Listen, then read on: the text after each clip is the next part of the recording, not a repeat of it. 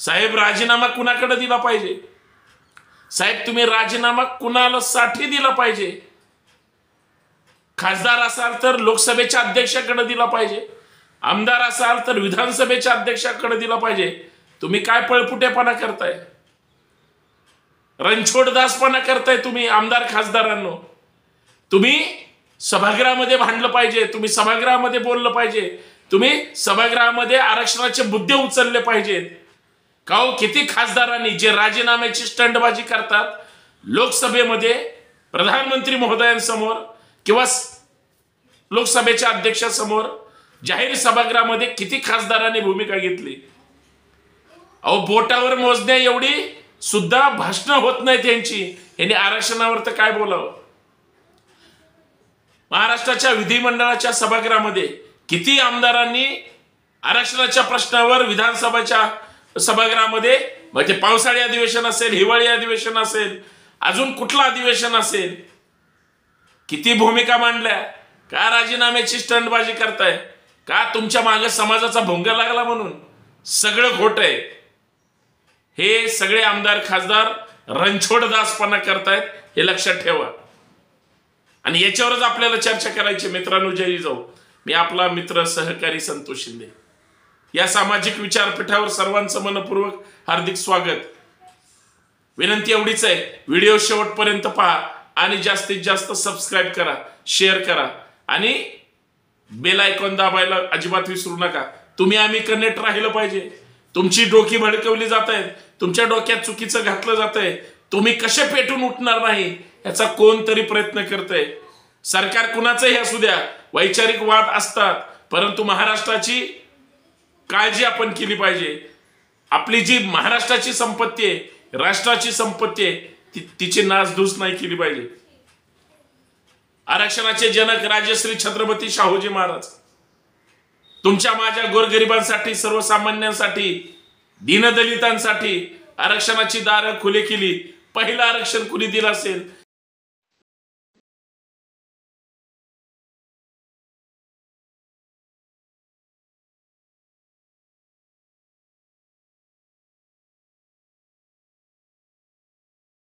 आज मनोज जरांगे पाटलांचं आंदोलन सुरू आहे.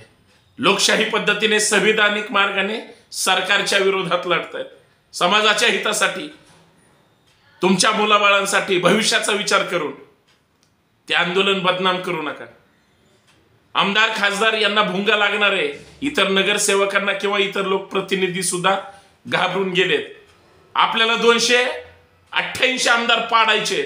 आम्हाला सगळे 48 खासदार जे प्रस्थापित आहेत ते सुद्धा निवडणुकीत पाडायचे. नवीन माणसं निवडून द्यायचे. ते निवडणूक आल्यावर बघू.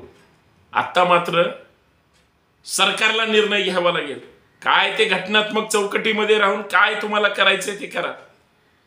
पण एका बाजूला जो संवैधानिक लढा आहे तो लढत असताना विनाकारण काही तरुण पोरं, ठीक आहे सरकार वेळ काढूपणा करते, सरकारची नैतिक इच्छा नाही. अहो जे सरकारच आरक्षण विरोधी आहे, ज्या पक्षाची विचारधाराच लोकशाहीच्या विरोधी आहे आणि सगळ्यात महत्वाचं संविधान विरोधी आहे, ते तुम्हाला आरक्षणासाठी सहज निर्णय घेतील असं वाटतंय तुम्हाला? अहो जे आरक्षण तुमच्या हक्काचं आहे, तुम्हाला मिळालं पाहिजे, आणि ज्या आरक्षणासाठी आंदोलनं केली जात आहेत, अहो बायका पोरांवर लाठीचार्ज करून ती आंदोलनं चिरडली जात आहेत, ज्यांच्या आदेशाने ते आरक्षण तुम्हाला मिळू देतील. पण मित्रांनो, हात जोडून विनंती, ते त्यांच्या डोक्याने काहीही निर्णय घेतील, काहीही विचार करतील, परंतु जर एवढे लाखोंच्या संख्येनं एका व्यक्तीच्या पाठीशी तुम्ही उभे राहिलात आणि तो सुद्धा व्यक्ती स्वतःचा जीव तुमच्या मुलाबाळांसाठी, समाजाच्या हितासाठी घालतोय, त्यांचा तरी विचार करा. त्यांचा हा आदेश आहे का की कुठल्या आमदाराचं घर पेटवून द्या, त्याच्या गाड्या पेटवून द्या? त्यांनी असं सांगितलं का? त्यांनी सांगितलंय माझ्यासारखंच गावगाड्यापर्यंत तुम्ही आमरण उपोषणाला बसा. आज जे सभागृहामध्ये सुरू असतं, मग ते लोकसभेच्या असो किंवा विधानसभेच्या, ह्या खासदारांना अक्कल नाही. खासदार राजीनामा कुठं देत आहेत? ज्या आंदोलनामध्ये त्या ठिकाणी सगळा समाज बसलाय तिथं जाऊन पत्र लिहित आहेत. तिथं लोकसभेचे अध्यक्ष बसलेत का? का ते समाजातली लोक तुम्हाला ताणून ताणून मारतील किंवा तुमच्याकडं मागणी करतील का तुम्ही गप्प बसलाय म्हणून कदाचित घाबरून तुम्ही हा निर्णय घेताय का? ठीक आहे, आमच्यासाठी आमचे लोकप्रतिनिधी सर्वोच्च आहेत. तुम्ही कुठल्याही पक्षाचे असू द्या, कुठल्याही समाजाचे असू द्या, निवडून दिलाय आम्ही तुम्हाला. ठीक आहे, समाजाचेच लोक समाजाच्या पाठीशी राहतात, कदाचित दुसरे राहत नाहीत असं तुम्हाला वाटत असेल. अजिबात असं काही नसतं. सगळी लोक आज आरक्षणाच्या आंदोलनाच्या निमित्ताने पाठीशी आहेत. पण सोयीनं त्या ठिकाणी काही लोक भूमिका घेत आहेत. अहो, हे निवडून येईपर्यंत जातीचे असतात, समाजाचे असतात, नात्या गोत्याचे असतात.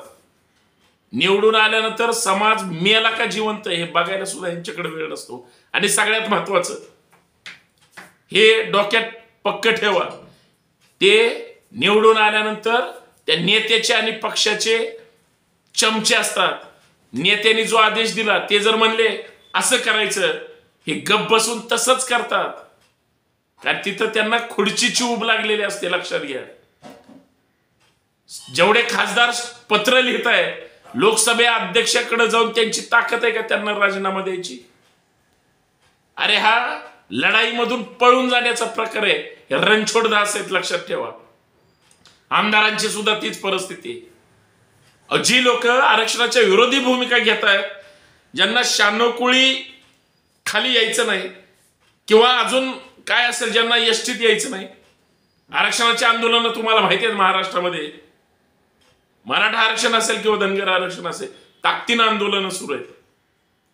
समाज पेटलाय, रस्त्यावर आलाय मनोज जरांगे साहेबांच्या नेतृत्वाखाली. खास करून एवढं सगळं संघर्षाचं म्हणजे रान पेटलंय. आणि आमदार राजीनामा कुणाकडे देत आहे? अहो, एका तर नाशिकच्या खासदारांनी मुख्यमंत्र्याला त्या ठिकाणी राजीनामा दिला. ठीक आहे ना, तुम्हाला त्यांच्यासाठी काय तुम्ही केलंय माहिती आहे ना. तुम्ही बंडखोरी करता, पक्षाशी गद्दारी करता, नेत्याशी गद्दारी करता. ज्यांनी तुम्हाला शून्यातून मोठं केलंय, तुम्ही त्यांच्या पाठीत खंजीर खुपसला. समाजाच्या खुपसू नका ना. तुम्हाला राजीनामा द्यायचा ना खासदार महोदय, लोकसभा अध्यक्षांकडे पाठवा ना. तुम्ही ग्रेट आहात तुम्हाला वाटतंय, पण तसं नसतं. तुम्हाला जायचंय दिल्लीला आणि जाता गडचिरोलीच्या रस्त्याने. हा काही येड्यात काढायचा प्रकार आहे? आमदारांची पण तीच परिस्थिती. राजीनामा देत आहेत किंवा पत्र लिहित आहेत. आता घाबरलेत सगळे. समाज घरापर्यंत घुसतोय. खरं तर तसं हात जोडून करू नका, तसं केलंच नाही पाहिजे. कुठल्याही पक्षाचे असू दे, सत्ताधारी असू किंवा विरोध, पण सगळे एका माळेचे मणी आहेत, लक्षात घ्या. सगळे समाजाला फसवत आले. प्रस्थापित नेत्यांनी तर आरक्षण मिळू दिलं नाही. आज जो संघर्ष सुरू आहे सरंजाम प्रस्थापित नेत्यांच्या नालायकपणामुळे सुरू आहे. हे वेगळं सांगायची गरज नाही. पण त्याच्यासाठी सगळी सार्वजनिक मालमत्ताच हे करायची. आता तरी असं करू नका. आता नेता कोण आहे? एकच आहे ना, त्यांचं ऐकलं पाहिजे. शाहू महाराजांनी, छत्रपती शिवाजी महाराजांनी तुमच्या माझ्या रयतेच्या हितासाठी काम केलं. त्यांच्या विचारांना गालबोट लागेल असं काही करू नका. कारण तुमच्या माझ्या श्वासामध्ये जर छत्रपती असेल आणि ते जर आपण डोक्यात घेऊन चालत असू तर आंदोलनाची दिशा त्या पद्धतीने. कारण आजचे सत्ताधारी उद्या विरोधक होतील, आजचे विरोधक उद्या सत्ताधारी होतील. पण हे कुणीच निर्णय घेऊ शकणार नाहीत, हे लक्षात ठेवा. आमदार बदला, खासदार बदला, आपले नेते बदला, तुम्ही विचारधारा जरा अभ्यास करून तपासा. हा पुरोगामी महाराष्ट्र आहे. पुरोगामीच विचारधारा या महाराष्ट्राचा श्वास आहे. पण तुम्ही जर चुकीच्या पद्धतीनं पुरोगामी म्हणणारे नेते, आमदार, खासदार सुद्धा समाजाशी गद्दारी करतायत, खोटारडेपणा करतायत, हे विसरू नका. हे सगळं सोयीनं चाललंय. फक्त बारकाईनं पाहणं गरजेचं आहे. आणि हा जो स्टंट पण आहे राजीनाम्याचा, हा प्रॉपर माणसापर्यंत करायचा असेल तर करा. सगळ्या आमदारांनी खासदारांनी एकदाच जर राजीनामा दिला असता ना, काय हिंमत आहे मुख्यमंत्री महोदयांची किंवा प्रधानमंत्री महोदयांची मुख गिळून गप्प बसायची. लगेच निर्णय घ्यावा लागला असता. संसदेत ठराव करायचा आहे. 52% मर्यादेत किती दिवस लॉक ठेवणार? जातीनिहाय जनगणनेचं काय झालं? हे असंख्य प्रश्न आहेत. पळवाट काढायची ह्यांना, म्हणून सगळं चाललंय. विचार करा आणि या तथाकथित रणछोड दास नेत्यांपासून सावध राहा आणि सार्वजनिक मालमत्तेचं कुणाच्याही जीविताला काही बाधा होईल असं काही करू नका. कोण आवाहन करणार आहे? तुम्ही कुणाचं ऐकणार आहे? भारतीय लोकशाहीला प्रमाण मानून, भारतीय संविधानाला प्रमाण मानून आपल्या मुलाबाळांच्या हितासाठी शांततेत आंदोलन करणं हीच काळाची गरज आहे. सगळ्यांना नोकरीत पाहिजे, सगळ्यांना शिक्षणात पाहिजे. आरक्षण हे सगळ्यांसाठी महत्वाचं आहे. जे प्रशासनात आहेत त्यांच्याही हिताचं आहे आणि ज्यांना गरज आहे सगळीकडं त्यांच्या हिताचं आहे. पण शांततेत केलं तर, नाही तर साहेब मिळणार नाही. हात जोडून विनंती, शांतता राखा. धन्यवाद. जय जिजाऊ, जय शिवराय.